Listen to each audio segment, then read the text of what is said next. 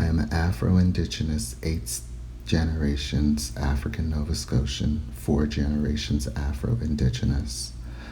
My mother is also an Afro-Indigenous woman from the Black community of Beachville, Nova Scotia. My grandmother, my mother's mother's from Beachville, Nova Scotia, who is also an Afro-Indigenous woman. My father is from the community of Uniacke Square. My grandfather, my father's father, is from the Black community of Beachville, Nova Scotia. My grandmother, an Afro-Indigenous woman, is from Weymouth Falls, Nova Scotia, a descendant of Sam Langford, known as the Boston Tar Baby. I am a survivor of childhood sexual abuse.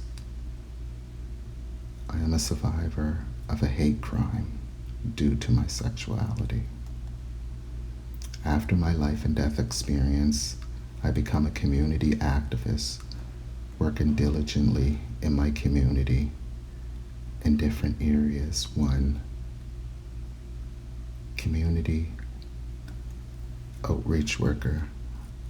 I developed a harm reduction outreach program, a gang mediator, an advocate for survivors of violence, an advocate for survivors of sexual abuse. Growing up, not understanding your sexuality, not understanding the hate that comes with your sexuality, but also growing up seeing how people treated your father, who struggled with mental health and addictions, was something that made me strong. I never knew a journey was about to come. I struggled in my young youth with childhood mental health disorders.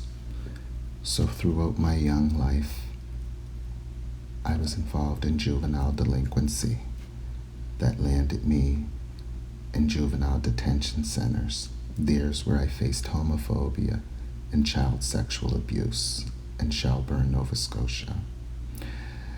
And then I went to Waterville, Nova Scotia, where I suffered more homophobia and more sexual abuse. And then I had to be released back in my community where the Halifax Police Department, over 2 decades,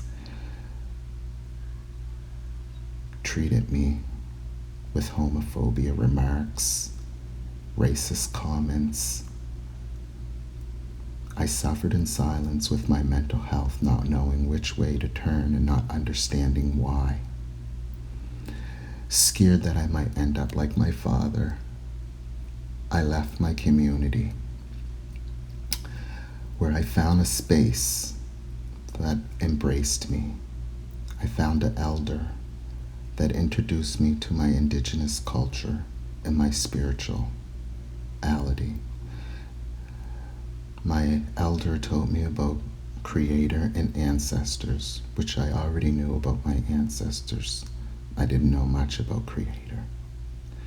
There's where I found healing within Aboriginal mental health services.